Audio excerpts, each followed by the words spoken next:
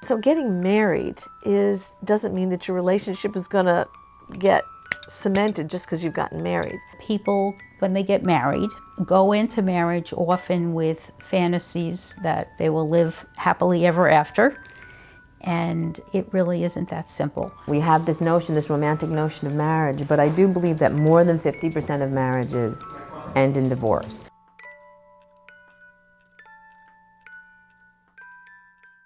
When my parents divorced, I was 17. When my parents got divorced, I believe I was about 5, 6 years old, somewhere around that age. I was in 8th grade when my parents got divorced, so I was 12 years old. So my first marriage was 1980. I was 21 years old, and I thought it was the right thing to do to get married and leave the house. And then that resulted in a divorce, and then I was married again in 1987. I was 2 years old when my parents got divorced. I was 17 years old, 16 years old. In this office, we deal with a lot of cases of divorce, hundreds per year, actually. I'm a psychologist and I work as a collaborative divorce coach or a co-mediator with a lawyer. I deal with people very often prior to when they're contemplating divorce, and sometimes I see people after a divorce. There's a whole literature where the different researchers have gleaned the causes of divorce, and I'd say there are probably 7 of those that I can mention. Then if you actually talk to people who have divorced, they describe the causes in a different way. So in the first category, marrying at a really early age, like as a teenager, you don't know a lot about yourself, your decision making is not so great. My parents got married at around the age of 18, I believe, so they were both very young. My father does say quite often that they did marry too young. I was still young. I was like 18, 19. That was the first mistake. I think had I got to know him a little better, I probably would have never got married, because I would have realized like we really never had nothing in common anyway. If you don't have a lot of education or if your income is low, you're not used to sort of thinking things through, perhaps in a really logical way, and if you're financially stressed, that also can add enormous stress to a relationship. I would hear them argue about money a lot, because when they first started out, they made a lot of money with the dairy farm and everything, and then really when we moved, that's when I feel like they started losing money and it just like changed, and then I think that's actually when they started fighting a lot more. Some researchers say that living together can help cause some aspects of divorce, and the researchers separate whether you live with other people or you just live the two of you together. And that issue is really around what kind of commitment are you making to one another. I didn't get to really know him because we didn't spend weekends together and we didn't sleep together, so I didn't really get to know him. And because of that, I don't think I got to know him like I thought I got to know him, but it was like kind of a boyfriend-girlfriend kind of thing. If there's a premarital pregnancy, that often causes enormous stress because people haven't necessarily chosen to get married. They were having sex and weren't protected, and so that causes a different kind of stress. The thing was, my mom was young when she gave birth to me. She was 14. She was a teenage mom. They said that I wasn't planned, but I'm a blessing. It was one of the reasons they did get married. And then afterwards, it didn't work out because it was just always fighting. My dad was so young, so he was like always looking at other girls, and my mom was really jealous, and it just didn't work out. The 5th research is about whether or not you have a religious affiliation, and that's about a lot about values, I believe. The 6th is whether you come from a divorced family yourself. What's your background? My mom and my dad were divorced when I was a baby, so I had no father figure in my life. When I realized, like, oh my God, I'm going to counseling, and I realized, like, I was in denial. Like, I didn't want to get divorced. Like, whatever, let's make this work. Whatever we have to do, let's do it. Let's just not get divorced. And the last 7th category that I'm recalling has to do with what they call insecurity, but I would reframe that as attachment.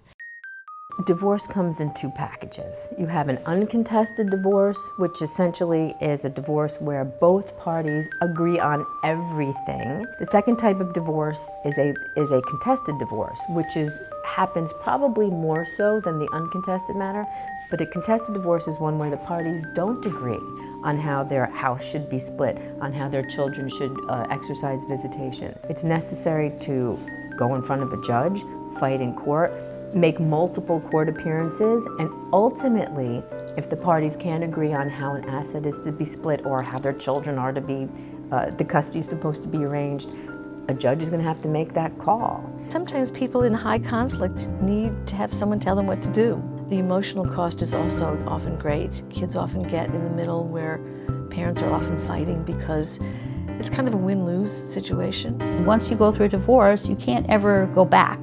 Aside from the psychological part, there's often a lot of changes in the stability of your life altogether. There's economic issues.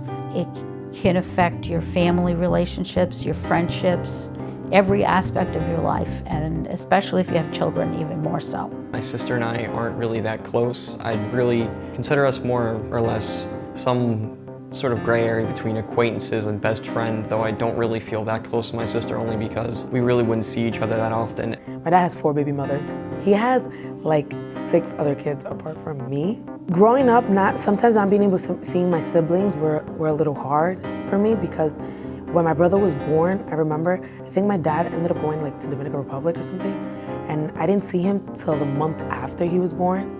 So I was like really sad because like I didn't have that connection with his mom. So it was like, oh, I wish he was my mom's baby. So that way I wouldn't be able to see him whenever I wanted to. Always love your children more than you hate your ex. Parents who might be trying to get back at the other parent for something that has nothing to do with that person's parenting skills, but the kids are in the middle and they sometimes inadvertently or intentionally get used as pawns. I feel like my father didn't really care about me. I think he was just thinking more, wanting to get back my mom and make her look bad. I feel it is hard to have a relationship with both parents. I feel they're making pick sides. I do think that I've been used as a pawn a few times. My dad has asked me to talk to my mom and try to reason with her about why he can't pay as much child support as he used to. Imagine what it's like if you're worried about your parents who are fighting with each other. You hear about it. You're going back and forth from one house to another. If one or the other parent is asking you to take a message back and forth, you know, if there's an enormous amount of conflict still there, if you're worried about your parents, it's going to be hard to concentrate. You're going to have a tough time as a kid, sort of no matter what age you are. I had to fight with my mother about the whole issue. She's like, oh, it's not your place, you shouldn't feel guilty. It's like, okay, I don't feel guilty, but it just pisses me off. As a divorced child, I was cheated out of a lot of things. I was cheated out of love, gifts, money, just someone being there for me. I don't think we missed out on things.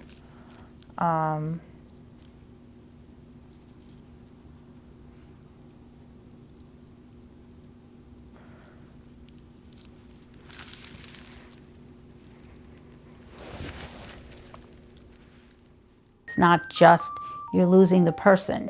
Often you're losing the structure of your entire life. Relationships shouldn't be hard and stressful, and if they are, then you shouldn't be in that relationship. I don't think they would be healthy together. I don't think it would have been healthy for me to grow up in a household where they're fighting all the time. So I think in the end it worked out for the best. When your parents are fighting, really right in front of you, and you hear it all the time, and mommy's upset, and daddy's upset all the time, sometimes divorce is really relieving and better for everybody. The divorce really I just accepted it for as it is. I didn't really question it. I didn't hate my parents for it. I just, you know, all right, this is how life's gonna be. This isn't the end of the world. I'm just gonna keep rolling with it.